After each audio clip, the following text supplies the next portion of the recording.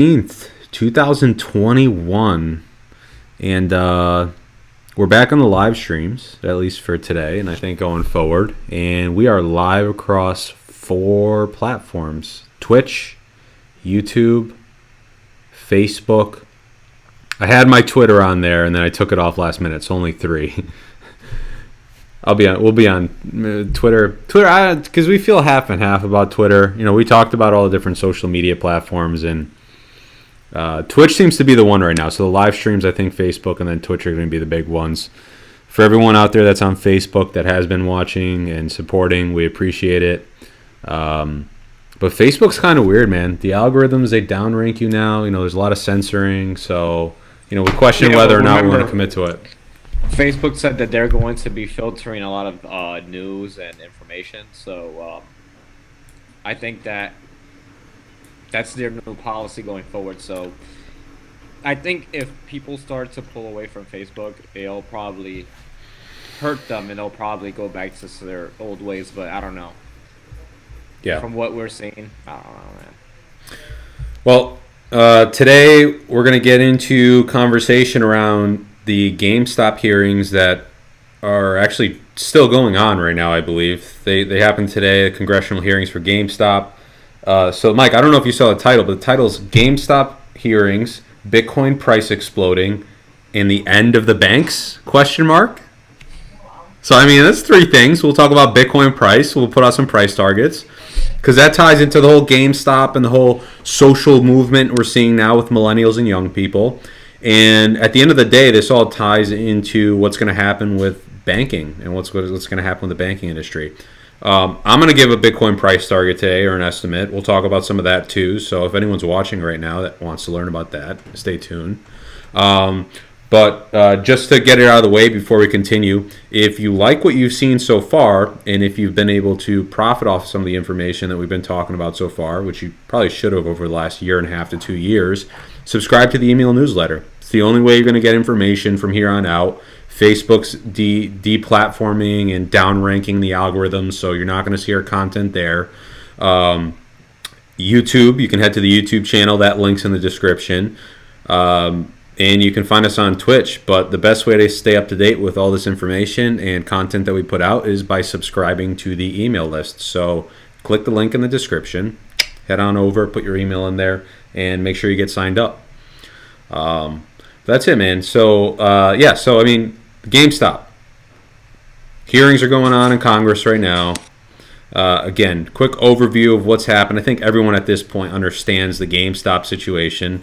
But essentially you had 1, 2, or a few individuals that first started doing an analysis on it. Specifically, this guy, Roaring Kitty, had done real hard depth in-look on the stock. Had used social media to spark up a conversation with a lot of other young investors, millennials, or random people around the world. And everyone piled into the stock in late December into January, rode the price up over $300 a share, and they short squeezed the hedge funds. And they actually took Melvin Capital, which was a hedge fund, out of business. $7 billion the hedge funds lost over this incident. So today they're in front of Congress, and I'm going to pull up YouTube here in a little bit, and we're going to watch a few clips to just cover what was being said. One of them by Roaring Kitty there was actually real. I forgot his real name. We're going to pull it up here, though. But it was really good. It was really good, so we'll watch a little overview with that. But I don't know, man. So 2 weeks later, Mike, how you feeling about the situation with the GameStop stuff? It's kind of evolved from here. I don't know. What are you thinking? Well, I know the media has been a little quiet about it. I think the main streamers that were behind it, I think they already tapped out, but there's still people pushing the narrative for themselves to keep, that going. Elon Musk is a huge influence on that part. He's been, shifting a lot of the energy to crypto, especially with Doge and Bitcoin. So that's going to be interesting. The other day, they asked him about Dogecoin, and he's like, hey, if you want to sell, make that profit, go ahead. We won't be mad, but he's going to keep pushing. I think he's that secret person that we all think exist that bought I don't know how many. It was it hundreds of millions of Dogecoin or billions of It was some, Dogecoin. yeah, it was something like 20%, 15, 20%. Yeah, I mean, I personally thought that he was gonna, because he had been talking about Bitcoin for a while. He's the meme master, so I almost thought he was gonna really play us by buying a shit ton of Doge, riding up the price, because even the Doge Bitcoin pair, so went up. So Bitcoin price and Dogecoin, or Dogecoin price and Bitcoin went up, and I thought he was gonna sell out of that, and then start stacking Bitcoin for Tesla that way. But then they announced that they bought $1.5 billion worth of Bitcoin for Tesla. So then I was like, okay, maybe he didn't do that. You know? Well, there's enough money to spread around, right? Yeah. When you really think about it. So I think the Dogecoin has more to do with it's probably there's a purpose behind it, more as of a fuck you somehow. I feel like there's something like that in there. Now and then Bitcoin is more of the serious play. It's like, hey, Bitcoin is gonna keep increasing. It's going to fight against inflation, a crash, all of that stuff. So that's the serious play. But then the fun play is Dogecoin, and it's because, you know, it's so cheap if you really think about it. Yeah, people lose money if they don't know how to do what's right with it. But if you have a couple bucks to throw at it, it's like gambling. Yeah. If you gamble, go with the mentality that you're gonna lose. Greg, who's Aaron Nugent? So, Mike, I don't think you can see the comments section. Can you see comments on that end with Restream? All right, so I'll just push it out. Who's Aaron Nugent? Let me know. I don't know. I'm lost on that one. No, I don't know. You know, let me see. I'll Google real quick here. No, but Doge, dude, it's a fun. All right, so anyone out there that's watching that doesn't really understand like how the tokens or the cryptos work, Dogecoin's a meme coin. It's a fun ass coin. I've dabbled in it. A lot of people have a good time with it. Oh, the guy turned onto Doge. Okay, all right. It's the guy who turned. Okay, it's a friend of his. All right. So he turned his boy onto Doge. That's good. Dogecoin, it's actually maintained its price more than it has in the past. Like typically, if you look at the chart of Dogecoin, you see pumps and then you see dumps. And it's happened probably about 6-7 times in its existence.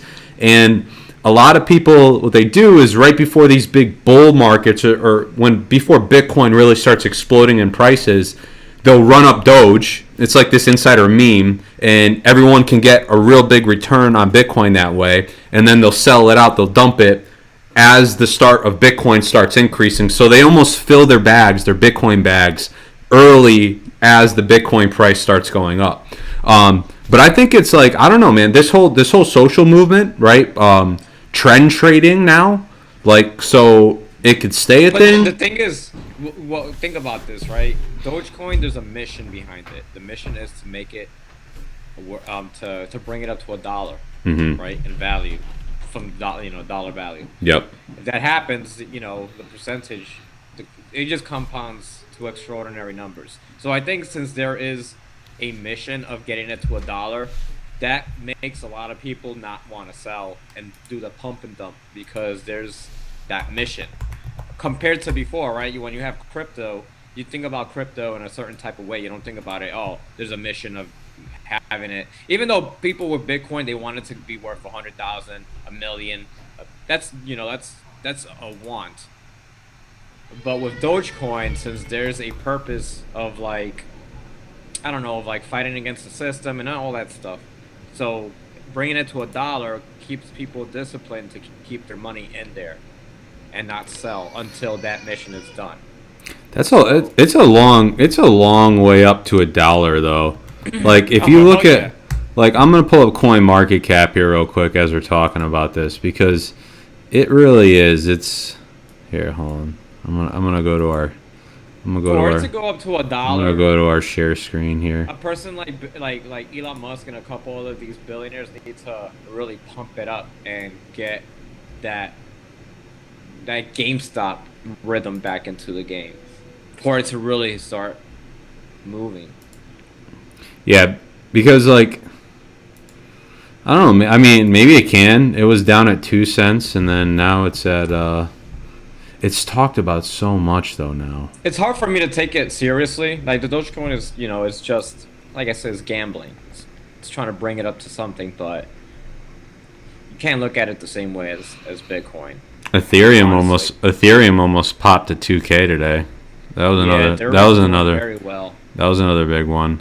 All right, here we go. And Monero is what, 200? Monero, yeah. Actually, we'll get in. I got some price charts up for Monero too. We're gonna get into that in a little bit here because Monero has been pumping both in Bitcoin terms and in dollar terms, which is good. Going back to 0.05. It was 0.06 like yesterday or something like that. Okay, so this is what you do, right? So this is how I look at this when it's like, all right. So Dogecoin going to $1, right? So you look at, right? So first of all, let's see the history. All right, so there are the pumps. So the gold is in priced in Bitcoin, and the green is priced in dollars. So you see that? See gold. So like if you look at it, look at this. So it pumped here. So you see it shot up in Bitcoin, right? Priced in Bitcoin, and it's priced in dollars a lot too. But this is where you see the fun with it. So 2017, right? 2000, the last bull market was late 2016 going to 2017. Pumped right in the middle of 2017 before the end of the bull market, which was right around here. Dumped. Look at that massive pump though now. So yeah, hang on to it if you got it. I would just take profits into Bitcoin as you go along though. Yeah, if it ever gets up to $1, Yeah. that'll be nice. Yeah. Because then, and it's gonna be weird because everyone's gonna start dumping it. So it's a lottery. It's a lottery, man. It's like the Powerball. Yeah. Everybody goes and buys a piece of it, and then it inflates, and then somebody wins, and they cash it out, and everybody else that bought doesn't get anything. Yeah. Yeah. That's yeah. That's what's going on with this. Yeah. All right. I want to turn back to GameStop though. We'll touch base on this one first here, and then we'll go back to the cryptos because that'll be the second part. So I want to watch this clip though. I want to get this on video for us and for anyone that didn't watch the testimonies today. This is of, oh man, it's Roaring Kitty. We're going to hear his name. I literally forgot his name right now as we talked. But it's his opening testimony. I think it's important for at least us to watch this part. And then we can talk afterwards about GameStop. And then also the stock market and how the stock market kind of works in the back end with trades. I think that's important. So let me get this playing.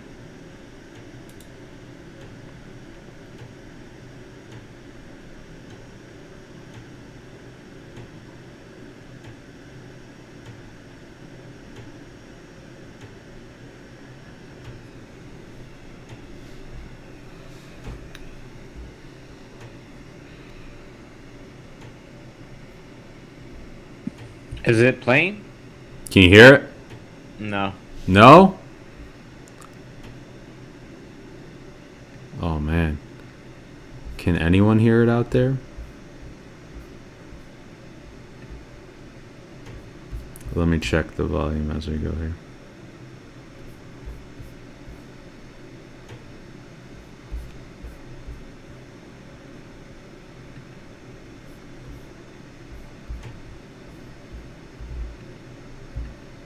All right, let me check this real quick.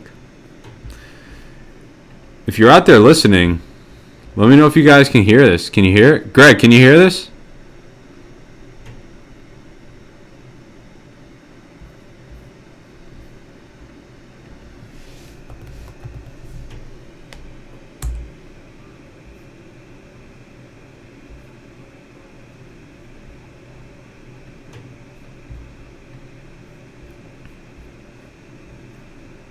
Alright. Shit. That sucks. That's okay. I'll figure it out for the next stream. Alright, so pretty much Keith Gill. Alright, so if you haven't seen it, go back on YouTube, watch it. It's actually hilarious. His opening line is he's like, some things I'm not. I'm not a cat. I'm not a hedge fund. So he ties into it right away, right? So, but he pretty much tells his story. He talks about how he grew up in Brockton, Massachusetts, came from no money, graduated college in 2009, was working for a few startups between then and 2017, was unemployed a lot of the time, took a lot of time to learn stocks and investments and analysis, got a job with Mass Mutual, and was super happy about the job with Mass Mutual. Was never a financial advisor there or anything.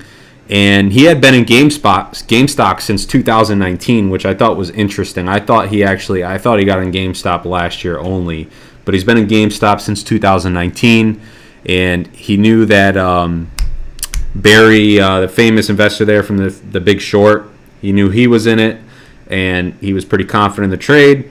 And by the time December, the holidays of Christmas of last year, 2020 came around, he had already made $1 million. He was already rich by the time that point had come around. But long story short, he was just trying to explain that it wasn't really him to say that he started this whole movement based off of a post on social media is kind of absurd. Like, this is a new phenomenon, in my opinion, that we're starting to see now with the spread of information on social media. He says tools like YouTube, Twitter, and Reddit are being used to level the playing field between traditional investment firms, traditional hedge funds, who have all the information. They've got teams of analysts that go out there and compile information for them to make these calls. But now, mainstream investors can use Twitter, YouTube, Facebook, Reddit as tools to share information, just as those analysts do, to get in on the trade. I mean, I personally believed in it. Obviously some people lost money in this whole debacle, but that now leaves a question open on, well, why'd they lose the money? They lose the money because of the way that the stock price went up, or did they lose the money because of the fact that Robinhood and all these other brokerage accounts shut off trading to that stock and only allowed people to sell? So they manipulated the actual trading on that stock, and they caused people to lose money through that. What do you think? There's a combination of all of that, right? You have a lot of people that don't know anything about investing to jump on board. You have people that they jumped on board and they were trying to do exactly what was supposed to be done, but then emotions get in the way. That's what happens with stocks, right? It's all emotions. Yeah. So that's another thing, right? No experience.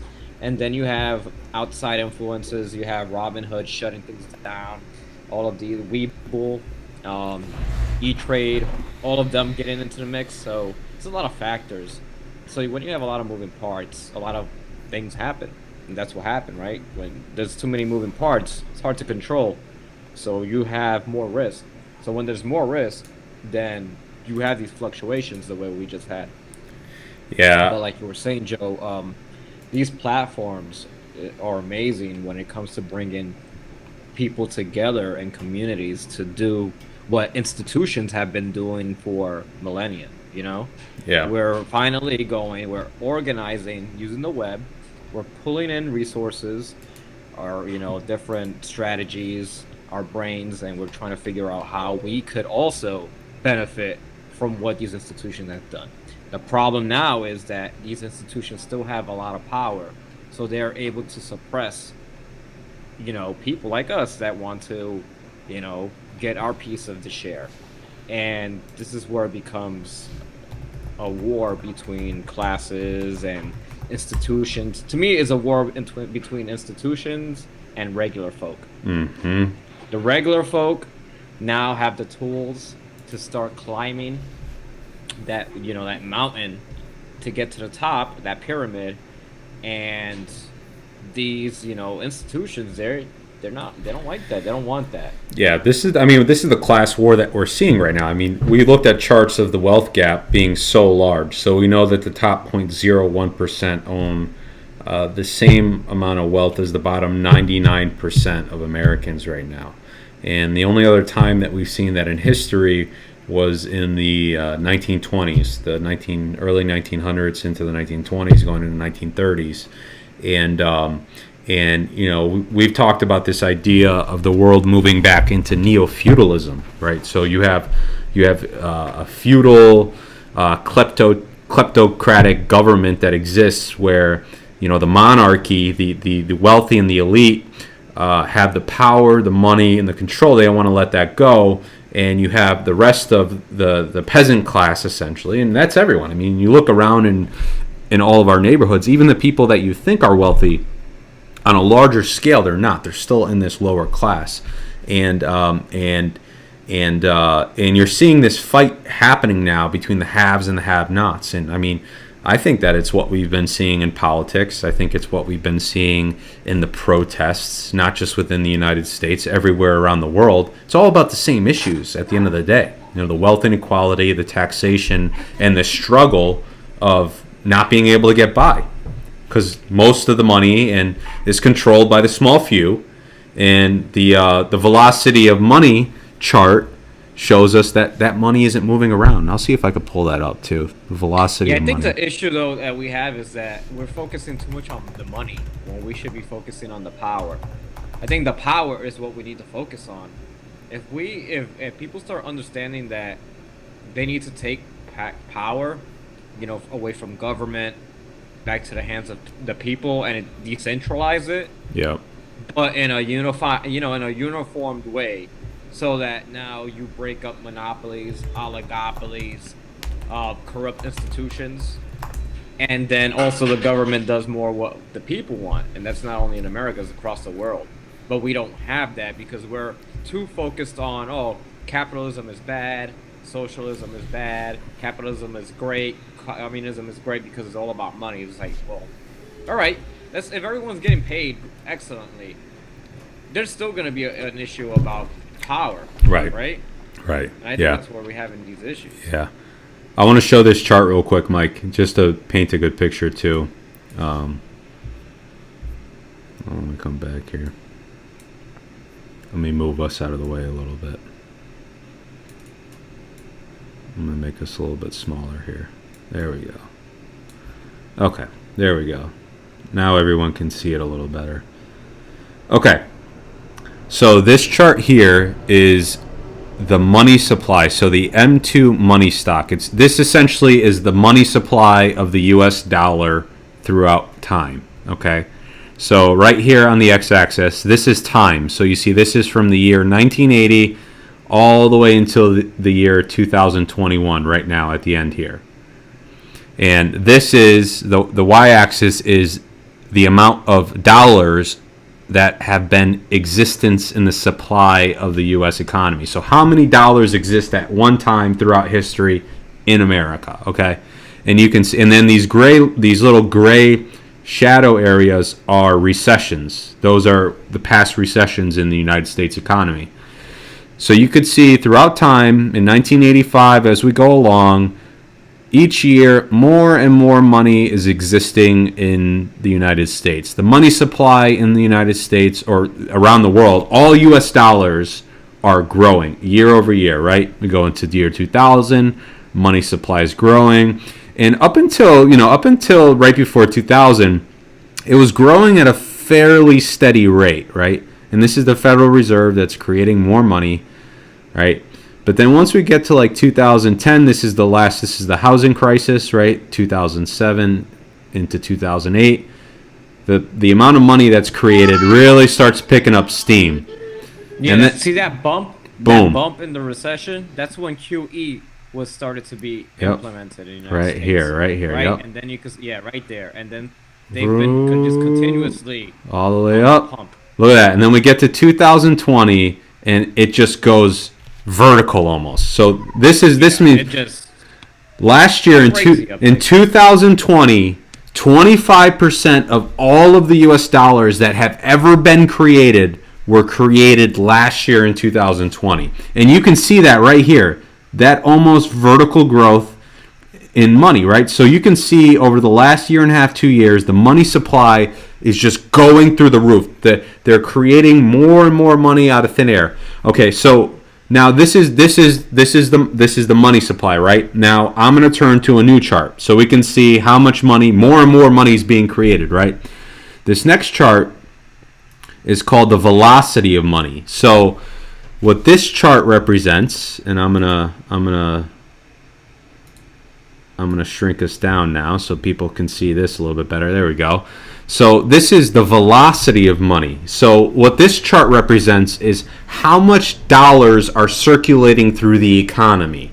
So when there's a high velocity of money, like right here you see in the late 90s, that means that there's a lot of money moving through the system. People are spending money. There's a lot of trade. People are getting paid. Money's moving between hands a lot, right? And when That makes sense. That's when the economy was at its best. Was in the 90s. Exactly. And when there's a low velocity of money, it means that there's no money moving through the economy. There's no money trading hands. And this is the when I look at these two charts, it paints a perfect picture about what's going on. We have on one hand a chart that shows that there's more dollars being created than ever in history right now. But on the other hand, we can see that all those dollars that have been created are not moving. They're not circulating. They're not being paid to people. And then we look at the wealth gap chart, which I could pull up, but I'm not going to pull up right now, which shows that the top 0.01% own the same amount of money as the bottom 99%, right? So all three of those charts combined paint a picture to me. The story that I hear is that the rich are getting richer based off the money that's being created, and it's not being, we can see right here through the velocity of money that all that money that's being created is not being passed through the economy. It's not being handed down. No one's spending. It's just going into the bank accounts of Jeff Bezos at Amazon, Bill Gates, Warren Buffett, the elites that we hear about. And this right here is exactly why I think we're seeing the struggles that we're seeing in society, you know? Yeah, well, you can look at Apple and a couple of these big corporations. How much money are they stockpiling? Lots of cash, yeah. Hundreds of billions. Hundreds of billions, yeah. Hundreds and hundreds of billions. And then think about this. People don't want to talk about it, but, you know, we say that Jeff Bezos and Elon Musk are the richest men in the world. That's just on paper. You know how many real rich people there are in the world that have probably already $1 trillion stashed away secretly? That's where all this money is at. Think of it. All this money is just stashed away. And then the little bit of money that we get, that we're on the lower of the totem pole, we're exchanging, buying goods, paying bills. That's not a big portion of the economy. Mm-hmm. So all this money is being hoarded and then placed into assets. And once it gets traded into assets, that's when you have a huge freaking monetary issue. Yeah. And I think that's where we're going. Right now, inflation's gone up this January. Yeah. Blasito says, the story is not the rich are getting richer. It's that the game is over. It's time for a reset. And I think that's exactly what we're seeing here. That's you hit it right on. You hit the nail right on the head right there. This what we're watching, and you know, we've been talking about it for a while. What you're seeing here, especially what you're seeing right here, means that the time for the U.S. dollar is on its way out. This right here that we start seeing is the beginning of hyperinflation, because you know, and we're seeing the beginning of hyperinflation.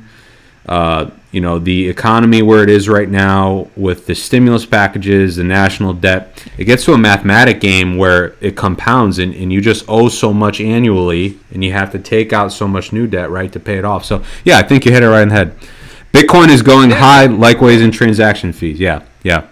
Everything's going up in price, too. And on top of that, think of it. You know, you go to the grocery store, everything's more expensive. Rent's going up. Yeah, places like New York City and L.A. has gone down a little bit.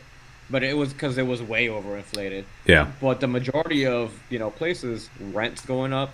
The prices of houses are going up. So that brings us to a good next point then. This is a good transition into Bitcoin. And this is exactly what we're seeing right now with Bitcoin. So, you know, and a lot of people talk about, you know, Bitcoin, the US dollars in hyperinflation in terms of Bitcoin, and I think that's absolutely true, 100% true. So here we go. So here we are. This is the daily chart for Bitcoin. Bitcoin right now is priced at $52,000 per Bitcoin. It is up this year alone. Right, where are we? December 31st.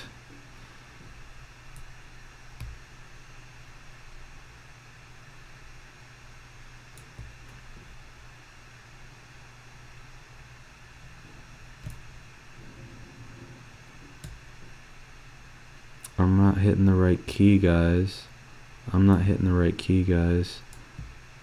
What's the key on TradingView? I'm not a trader. We're going to have my boy Bitcoin Jack on here soon. And he's going to do... All right. I'm not going to learn this TradingView stuff. We're going to show the chart, though, okay? I'll get the experts out here to just do all the fancy stuff where I could show you the returns. But, I mean, look at it. We started this year alone, right? Bitcoin was at $29,000. We're not even a quarter away through the year, and it's priced at $52,000. So now you're starting to see people and companies flooding into Bitcoin. Why? To preserve the value, right? Tesla, for example, just bought into Bitcoin, $1.5 billion worth. MicroStrategy is another company that's in Bitcoin. They're almost $2 billion now in Bitcoin.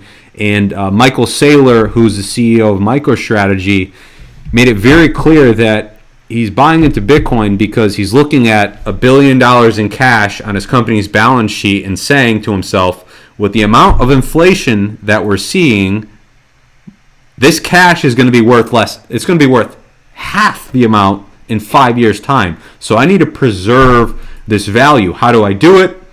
With the best form of money that the world has ever seen, Bitcoin. And I think this is exactly the escape velocity that we're seeing out of the dollar into Bitcoin right now. And the question in the fight that we're going to see going forward, though, is going to be these central bank digital currencies, because that's what I think is really going to get interesting when the U.S. tries to make one and China tries to make one. And, do they work at the end of the day?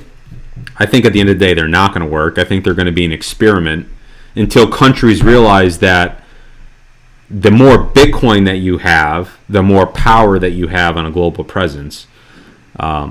But I know some people don't feel that way. At the end of the day, the countries are the ones that they have the militaries, bro. Yeah.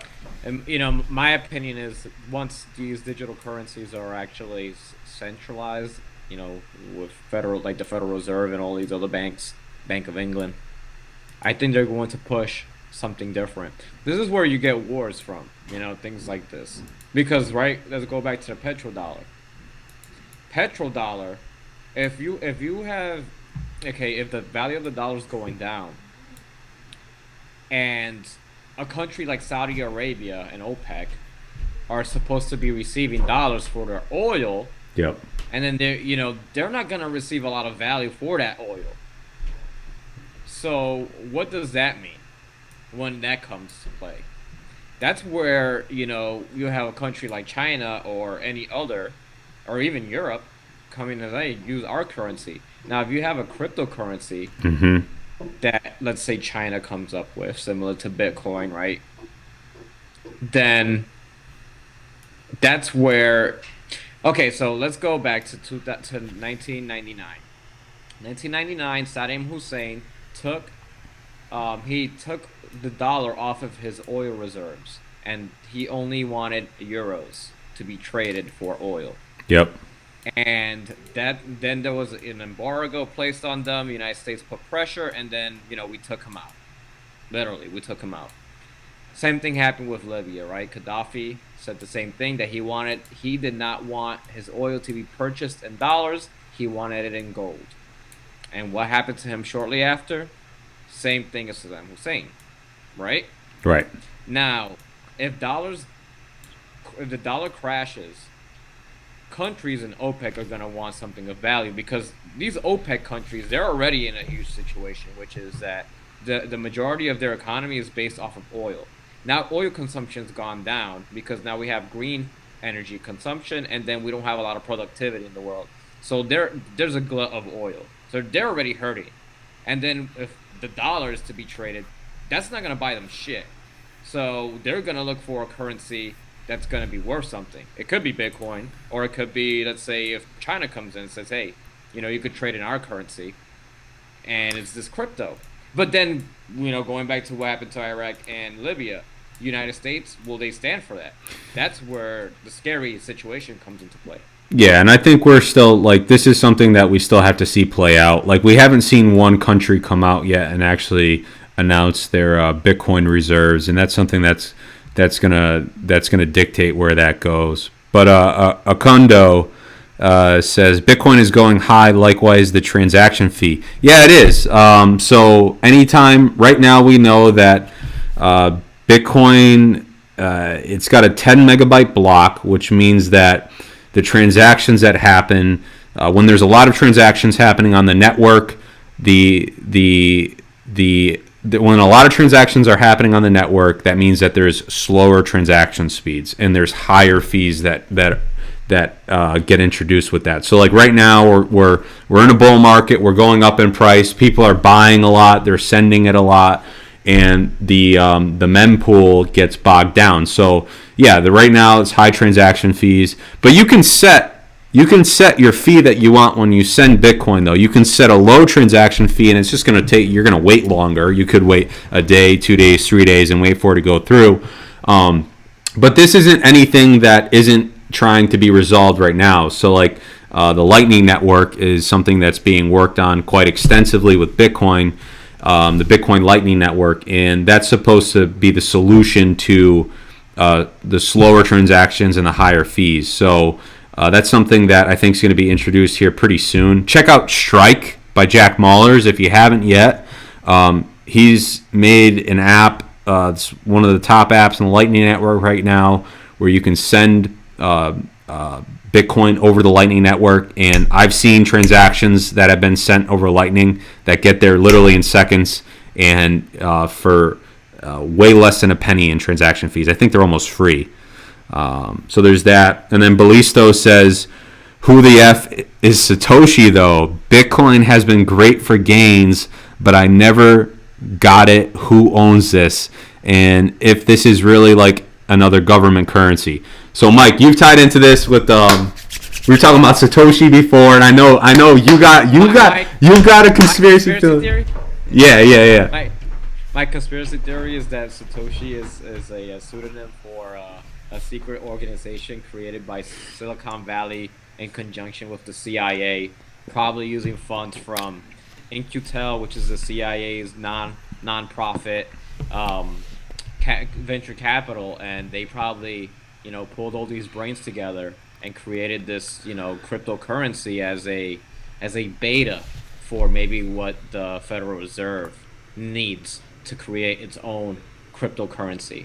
That's my conspiracy theory that I came up with, but I'm convinced it is so, because we still don't know, right? For it to secrets to be successful, you need to have fear and nobody has said anything, and that just my conclusion is you have to have something powerful, a powerful force threatening anybody that says anything to with something, right?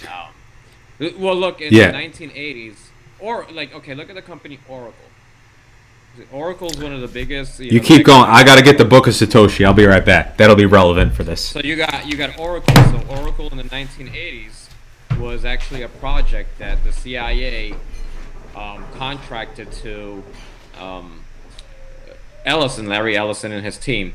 So the CIA needed a cloud computing system to store all the data of every type of intelligence info that they collected from the Cold War. So when we were in the Cold War with Russia, every information that we had to get stored secretly, we needed a cloud system.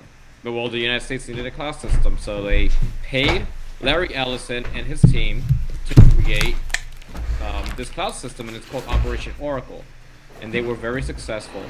And then once they got up and running and they completed the project, they went and became a corporate entity, and now you see what Oracle is. That's why they're called Oracle, because it was called Operation Oracle. And that was a secret project that happened in Silicon Valley. Oracle became the biggest company in Silicon Valley in the 80s. Larry Ellison is one of the most powerful men in the world and richest. He works still with the CIA. Even his daughter works with Hollywood, and she's the one that that was a producer for Zero Dark 30, Argo, a lot of these CIA funded movies. She heads them. So, and this is Larry Ellison's daughter. So you have that going on. So it doesn't, to me, it doesn't seem too far of a stretch that the CIA with the government and these techsters and Silicon Valley came together and created this beta system. Yeah, I've got an Ant. We see you. Anyone out there watching, go check out Omega Enterprises on YouTube. We just had a show with Ant, and we'll be back on again, Ant. Maybe get him on a live stream. I think that'll be good too. But I take kind of the opposing side from Mike, where I got to be the optimist in the situation here. It's like yin and yang a little bit. But I personally feel like Satoshi was. I think that it had to be a group of people. It almost had to be a group of people because like Satoshi had to know about all these different functions of like economics, of psychology, of technology, like all these different segments in order to create Bitcoin in a way that made it what it is today. Like, and if you look at it, Satoshi really just took a bunch of projects that were going on in the late 80s and the 90s by the cypherpunks. So there was a lot of people before Satoshi that were trying to create electronic money. And he took all these projects and he put them together in one in a way that made sense and it functioned, and that is Bitcoin. So like I think Adam backs Hashcash as a project that's introduced in Bitcoin. Nick Szabo is another one. So and then if you look at the first block that was mined with Bitcoin, it's got in the title line it says the Times Chancellor on second bailout to banks, and that was a response from the 07-08 housing crisis, and this Bitcoin was launched on October 31st 2008, right as the financial crisis was starting. So there's some people that take this more of a crypto like an anarcho-capitalist view to it and say that Satoshi was doing this in response to the banks and the crisis. So I wish you were right. I wish that's the case. I really do wish that is the case, because then it would be nice that that's what's really going on. That's because that's what it seems to. But I'm just a cynic. But we know now.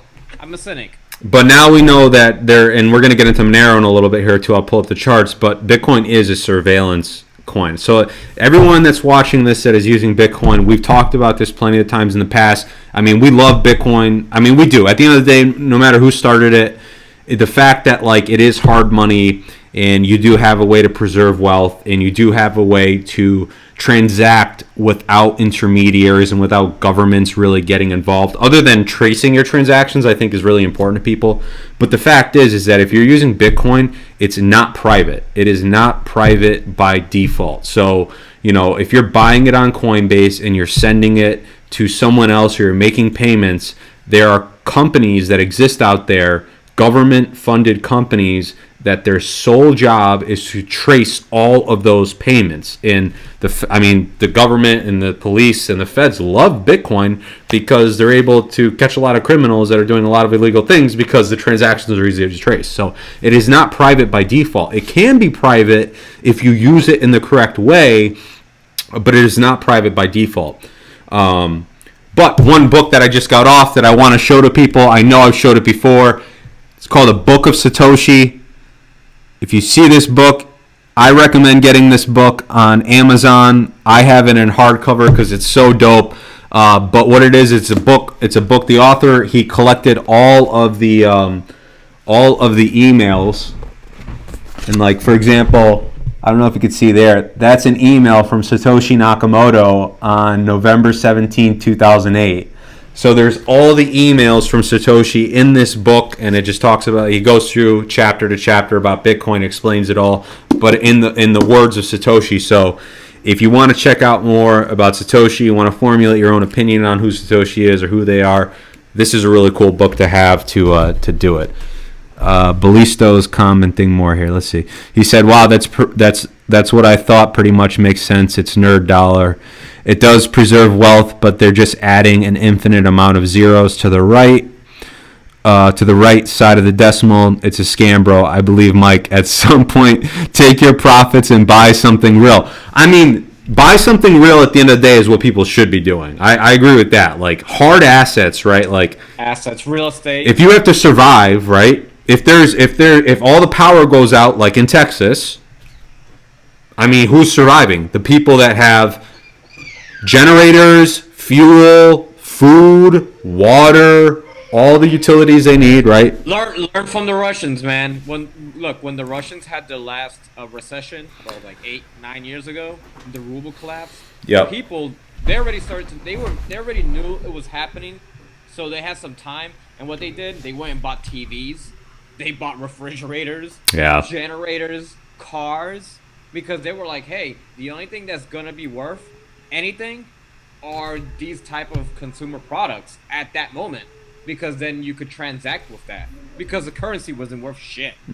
Now we are not in that situation yet, so I'm not saying go buy TVs and all of that. No, but go buy other assets. Go buy gold, keep Bitcoin.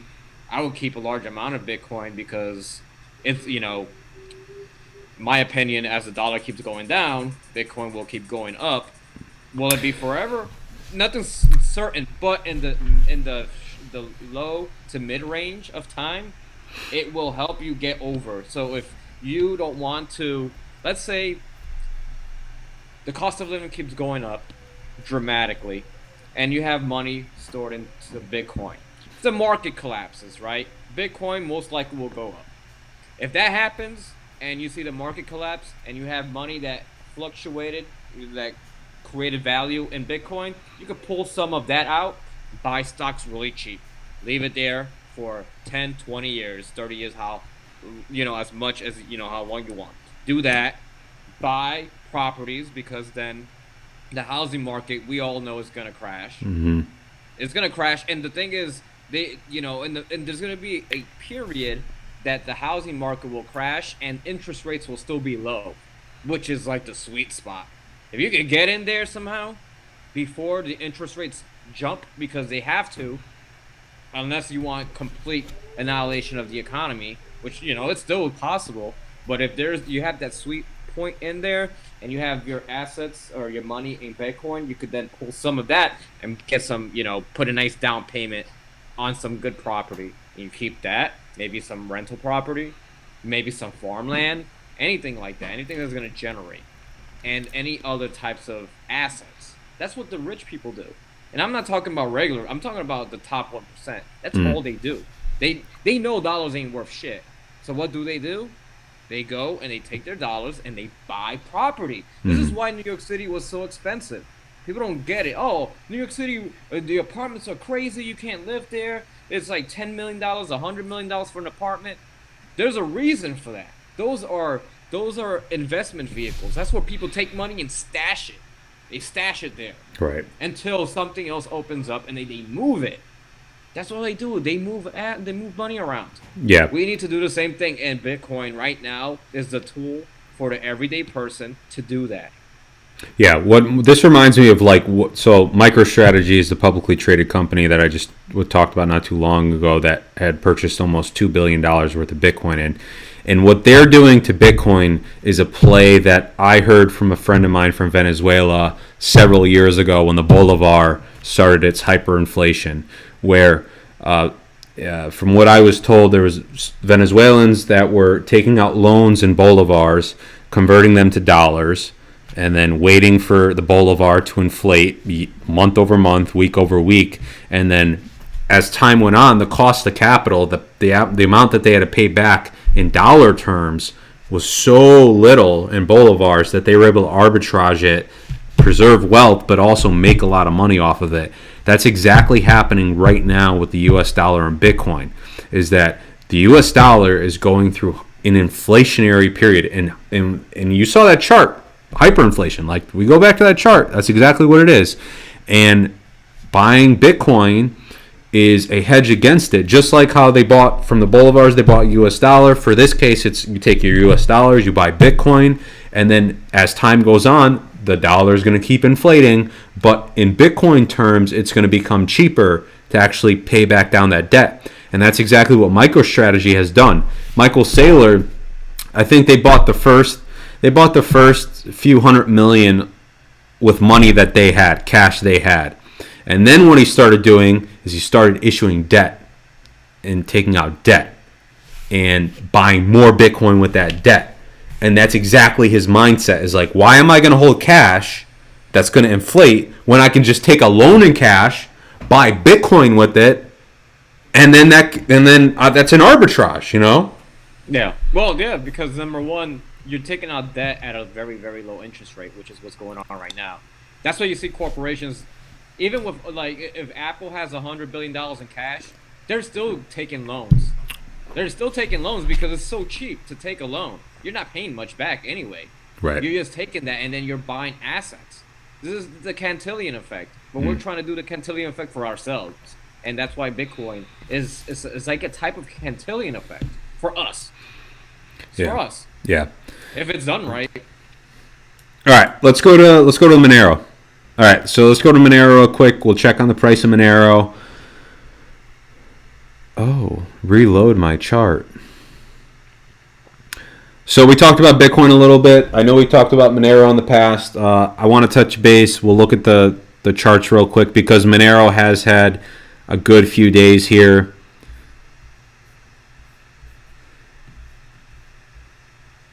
Mike, tell me about your Bitcoin conspiracy, says Ballisto. Oh, the Bitcoin conspiracy? That Satoshi is actually a pseudonym for a secret group of people that are from the CIA, Silicon Valley, and just those brains coming together to create a beta system, a beta monetary system through cryptocurrency for the Federal Reserve. So pretty much, they came up with this project, and they developed it, they launched it, they're studying it, it's circulating, and now they will base the technology and everything that they've learned from it to their reserve cryptocurrency. That's my philosophy of why there's a reason why I think that has happened, and it's because the CIA and Silicon Valley are so close together, and they've done so many projects. I could see that happening. Yeah. And I mean, it is. If you look at the current situation that's going on right now, right, is that Bitcoin was released, and they know it works now, and now everyone's trying to create their own. So, all right, here we go. This is Monero, though. All right, so difference between Bitcoin and Monero. Monero is our second favorite cryptocurrency, and for good reason, is that Monero is the only truly private cryptocurrency. So it is, and there's other. It's a Swiss bank for cryptocurrency. Yeah, and a lot of the Bitcoin OGs, a lot of and there's a lot of cryptos out there, and there's a lot of noise. But for me personally, it's only Bitcoin and Monero that I'm focusing on because Monero really solves a lot of the problems that exist in Bitcoin, right? Is they're both trying to be money. We've seen that Bitcoin has really taken on this digital gold, this store of value kind of role. But it's hard right now because it's not private, so to use it as cash, to use it as like payments for stuff doesn't really seem viable. Whereas Monero, being end-to-end encrypted, and there's no way for anyone to know who holds what Monero, who owns what wallets. They can't even see who's paying, how much people are paying each other back and forth. It does a really good job of solving the privacy issues. Yes, encrypted. So in a way, honestly, anybody that understands privacy would understand Monero. You want to protect your digital footprint. Monero's the way to go. Doesn't mean that you're doing some illegal stuff. They're always, the government always wants to say, "Oh, Monero's being used to launder money and all of this stuff." So was Bitcoin, and so was the dollar. Every currency is used for illegal, reasons. Right. And but Monero just has that extra feature that I think going forward we need. We need that because right now the tech companies, they're abusing their power by taking all of our, our data, selling it, tracking us, tracing us, doing all of that stuff. And I think Monero is a way to fight back. Honestly, we need to. They have too much power. Yeah. That's why the government's trying to fight against Monero right now. They're trying to find somebody to, to hack and break their system to see if they could manipulate it or figure it out, and they haven't been able to. That's pretty strong.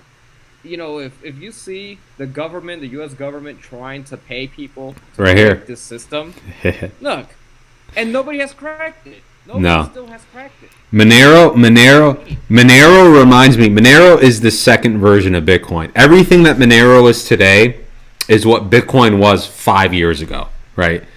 And we talk about the like dark web marketplace and stuff, and I don't want to get too much into it because it's irrelevant what the money's being used for, because people takes away from the real reason of why.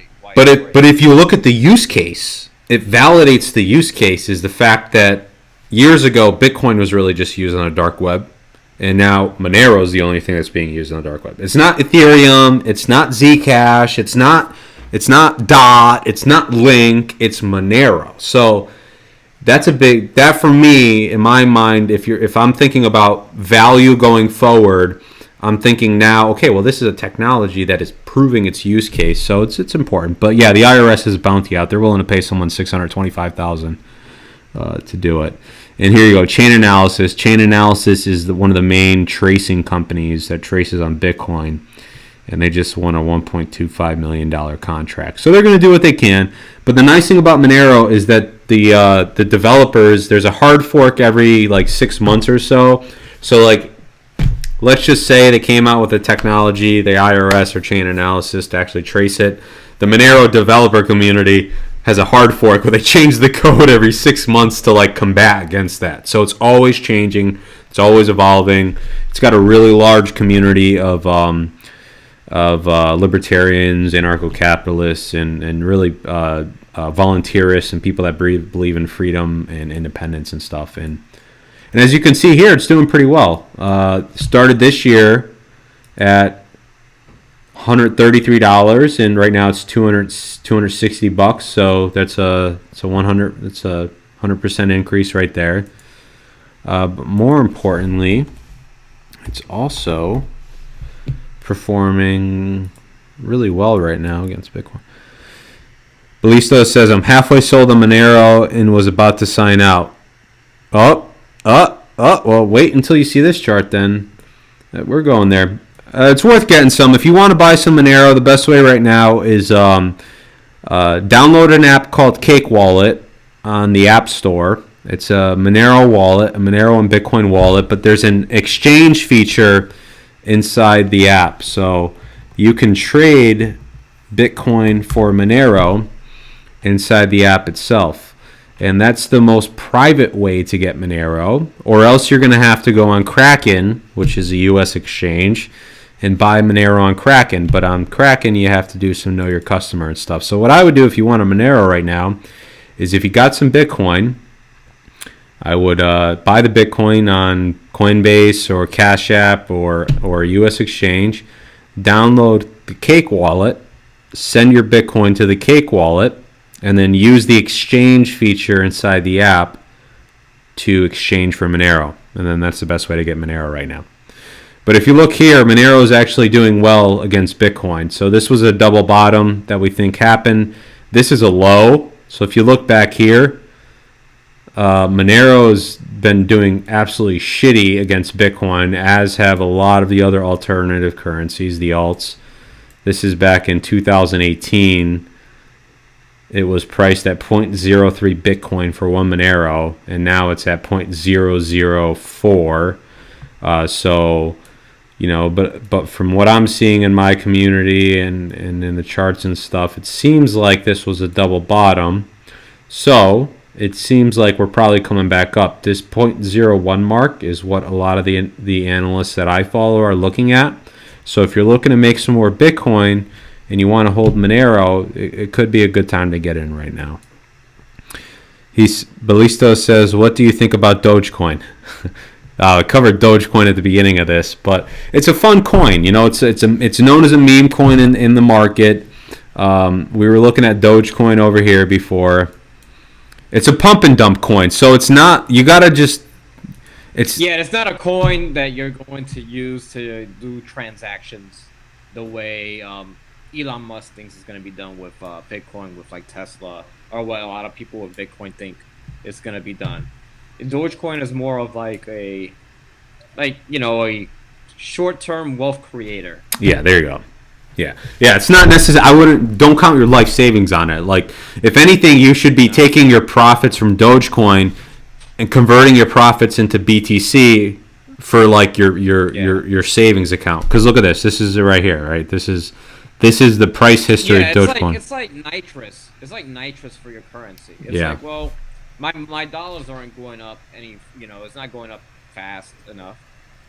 If Dogecoin continues on the trajectory of going up, then you might be able to triple, quadruple your money, and then go and buy some more Bitcoin as the safe alternative in the long run. But Dogecoin, unless I don't know, people come up with services that are just for Dogecoin that might be of benefit for people, then yeah, there's a future for it. But So much volume. it's more of it's all fun and games. I look at it as a lottery. It's like, you want to gamble a little bit, go throw a couple dollars down. Yeah. He says to me that If it goes up, then great. to me they're all PND. Maybe Doge is quicker to dump. Do you see $100 Doge? No, and I'm going to tell you why. So right here, if you look at the circulating supply of Doge, that's how much Dogecoin is in the supply, right? So in order for Doge to be $1,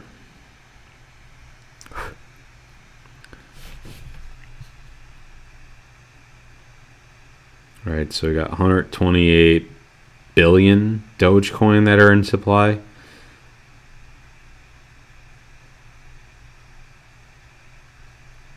So all you got to do is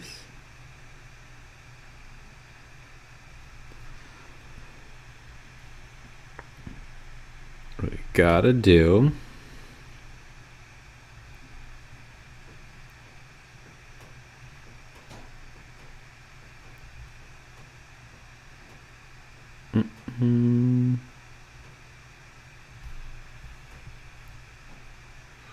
All right, so if you guys are ever wondering, like the math behind how to figure out like what the market cap needs to be in order to achieve a certain price, is you would say, okay, for Doge to be $1, what would the market cap need to be in order for Doge to get to $1? So right now Doge is at 5 cents, right? So in order for Doge to get to $1, and actually this is pretty easy because we have the circulating supply, that means the market cap of Doge would need to be 128 billion. Okay? And right now it's at 7.5 billion. So it would need to, from here at this price, it would need to almost 15x. It's a lot of money. 128 billion, Yeah, that's a lot of people just throwing money at it. I would bet. I mean, my bet. I would say, like, if anything, you're hoping that it reaches 10 cents. Like 10 cents, 15 cents is better. Even $1 would be a lot. Like, Oh, yeah, well, that's the thing, right? They say that if it goes up to $1, I feel of the dollar when I compared that to dollars in circulation. I feel of the table when I compare that to dollars in circulation. Yeah, I mean, look at the market cap. You take what you do is you take yeah, I don't know. It's a lot. $1's a long way to go. Hold on to it. If you got a lot of profits, I mean, what I did is sell. If it goes up to 30 cents, that's a big amount. Yeah. Listen, I love Doge too. All right, we all love Doge. I love Doge. You want to know what a better version of Doge is, though? Monero. I'm gonna shill it a little bit. I don't even know if it's on here. If you want a small cap coin to dabble in and really gamble on, you get yourself some Monero. This is the real meme coin right here. Monero, look at that. The market cap. There's only there's only $1.8 million of money in Monero right now.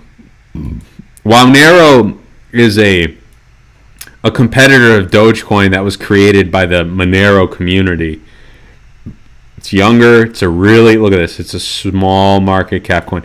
The volume, there was only $11,000 traded in it in the last 24 hours. So, anyways, yeah, Doge, Monero, it's good, man. So that's it. So those are the two of them. We covered Monero, covered Bitcoin. I'm going to go to my Twitter feed real quick just to see if there's any other topics that'll be good to talk about last minute here. Oh, price predictions with Bitcoin. Price predictions with Bitcoin. That's something we talked about. All right. So let's get real about this right now, because this is something that I feel like needs to be said.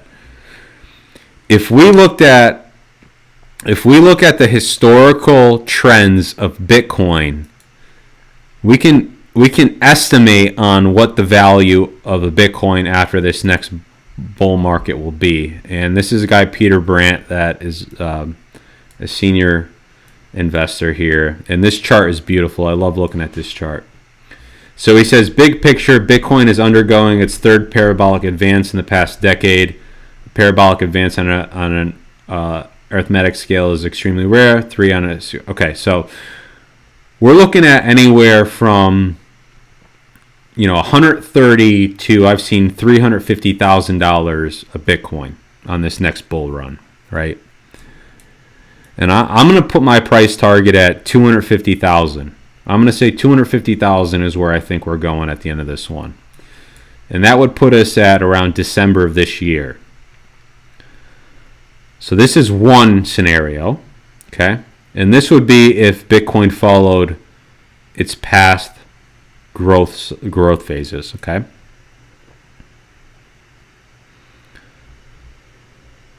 My boy Jason Williams over here. Shout out to Jason Williams.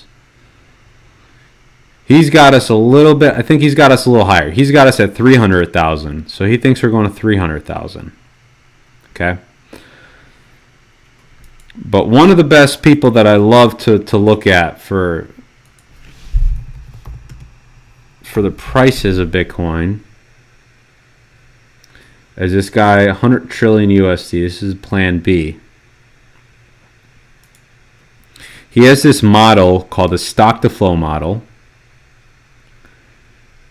which has tracked Bitcoin like perfectly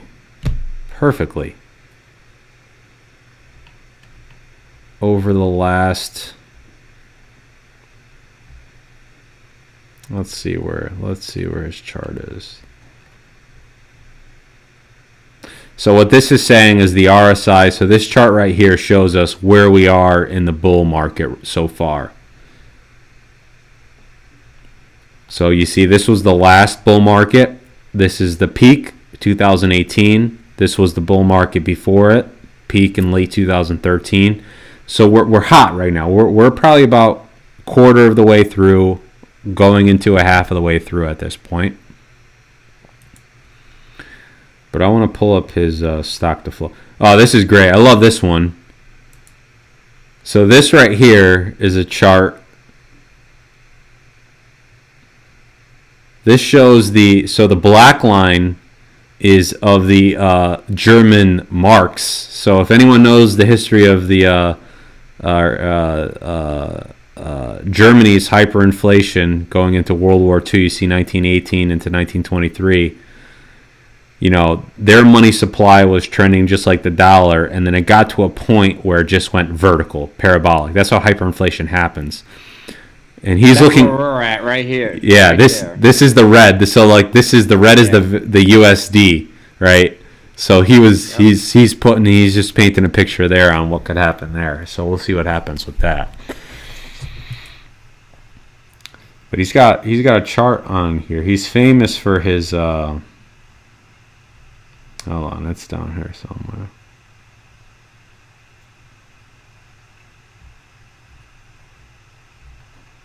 Let me get to it. Stand by.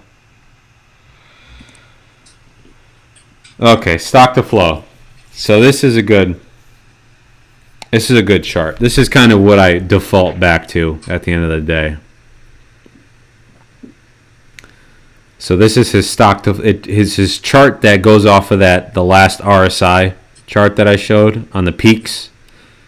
And if you look at it, it's always followed this trend line, right? The stock to flow trend line. It's always hovered around it. So, that's why I say, like, he's got us at 100,000. If you follow it right in that dot, but you notice it always peaks above it.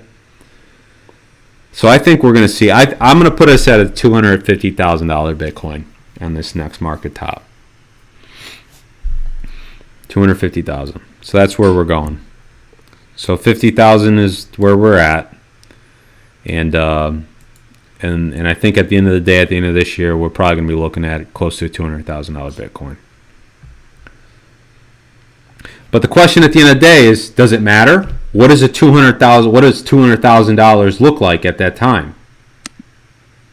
Is it the equivalent? Because if we're going through inflation, massive inflation, it could be priced in 200,000. It could be priced in 500,000. It could be priced in. Yeah. I have a Zimbabwe $100 trillion bill upstairs on my wall as a reminder of this. Is that this is what's happening. Is that Bitcoin, just like gold, can be priced in anything in dollars, but if the value of those dollars don't exist, then it's irrelevant, right? The value is not there. So I think that's what we're going to continue to see at the end of the day. And I think that's why you hear about this $1 million Bitcoin price target, $5 million Bitcoin price target. The value of the dollar by the time that happens is going to depreciate. It's going to be worth a lot less. So it's not going to be in today's dollars. All right, man.